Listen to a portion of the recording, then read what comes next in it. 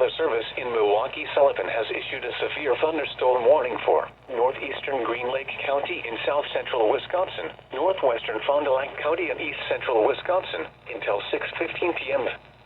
At 5:22 p.m., severe thunderstorms were located along a line extending from near Redburnite to near Ripon to near Brandon, moving northeast at 45 miles an hour. Hazard, 60 miles an hour wind gusts. Source, radar indicated. Impact, expects damage to roofs, siding, and trees. Locations impacted include Fond du Lac, Ripon, Berlin, North Fond du Lac, Rosendale, Green Lake, Brandon, Southern Lake Winnebago, Martine, El Dorado, Fairwater, Van Dyne, Lagoda, and West Rosendale.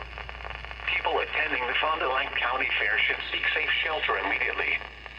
For your protection, move to an interior room on the lowest floor of a building.